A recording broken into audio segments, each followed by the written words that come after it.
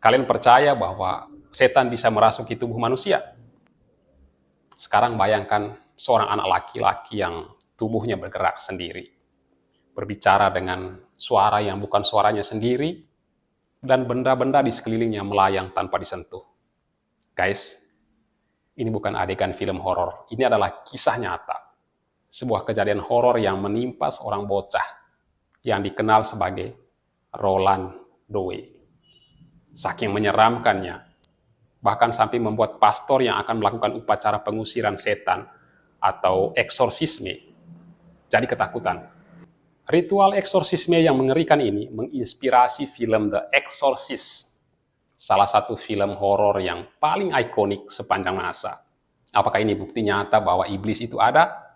Ataukah ini hanya kasus psikologis yang salah ditafsirkan? Mari kita telusuri kisahnya.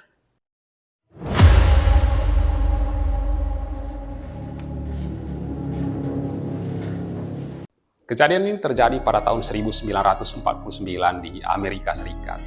Roland Doe adalah seorang anak laki-laki berusia 13 tahun yang tinggal bersama keluarganya di Maryland. Roland adalah anak tunggal, tapi dia lebih dekat dengan bibinya daripada orang tuanya. Dan bibinya memperkenalkan Roland pada papan Ouija. Nah, buat kalian yang belum tahu, papan Ouija itu adalah papan permainan yang digunakan untuk berkomunikasi dengan roh atau arwah orang yang sudah meninggal. Setelah bibinya meninggal secara mendadak, hal-hal aneh mulai terjadi di rumah mereka. Roland tiba-tiba mendengar suara goresan di dinding. Benda-benda di rumahnya bergerak sendiri. Orang tua Roland awalnya mengira kalau ini hanya imajinasi anak-anak. Tapi ketika semuanya berubah, Roland mulai menunjukkan tanda-tanda yang lebih menyeramkan.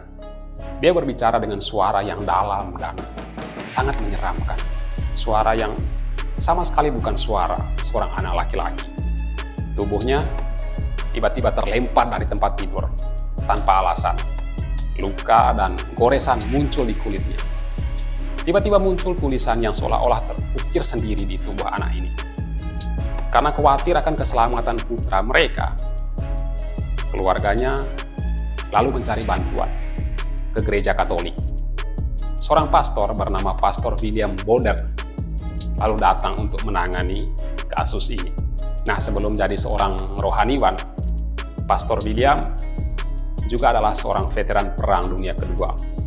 Yang jelas, dia sudah terbiasa dengan hal-hal yang mengerikan di medan perang. Tapi walaupun begitu, pastor ini tetap merasa ngeri ketika melihat kondisi Roland. Saat ritual eksorsisme itu dimulai, keadaan anak ini semakin memburuk. Roland berteriak dengan suara yang bukan suara miliknya. Dia menyumpahi pastor ini dengan berbagai bahasa yang belum pernah ia pelajari sebelumnya. Benda-benda di ruangan itu berjatuhan tanpa disentuh. Tubuhnya tiba-tiba melayang di udara saat doa eksorsisme dilakukan. Proses ini berlangsung selama berbulan-bulan dengan puluhan sesi eksorsisme atau ritual pengusiran setan yang dilakukan di berbagai tempat, termasuk di rumah sakit Katolik di Santo Louis. Puncaknya terjadi ketika Roland tiba-tiba berhenti berontak dan berteriak, "Dia sudah pergi." Dan siapa yang sudah pergi itu? Tidak ada yang tahu. Sejak saat itu, kejadian-kejadian aneh berhenti dan Roland kembali hidup normal. Setelah kejadian ini, banyak orang yang mempertanyakan apa yang sebenarnya terjadi. Apakah Roland benar-benar dirasuki oleh roh jahat? Ataukah ini hanya kasus gangguan mental yang salah didiagnosis? Beberapa orang merasa ragu dan meyakini bahwa ini adalah kasus histeria massal atau skizofrenia yang tidak ditangani dengan benar. Namun, mereka yang terlibat dalam kejadian ini, termasuk pastor itu, meyakini bahwa apa yang mereka lihat, apa yang mereka alami, adalah bukti nyata tentang keberadaan iblis. Kisah ini begitu menakutkan, hingga akhirnya diangkat dalam film The Exorcist pada tahun 1973. Ya, hingga saat ini masih dianggap sebagai salah satu film yang paling menyeramkan sepanjang masa. Apakah Roland Doe benar-benar dirasuki? Ataukah ini hanya kisah yang dilebih-lebihkan hingga berubah menjadi legenda? Yang jelas, peristiwa ini masih menjadi salah satu kasus eksorsisme paling terkenal dan kontroversial dalam sejarah. Bagaimana menurut kalian? Apakah kalian percaya bahwa kerasukan iblis itu nyata? Ataukah ini hanya permainan pikiran manusia? Coba tuliskan pendapat kalian di kolom komentar. Dan kalau kalian suka dengan cerita ini, jangan lupa like dan subscribe.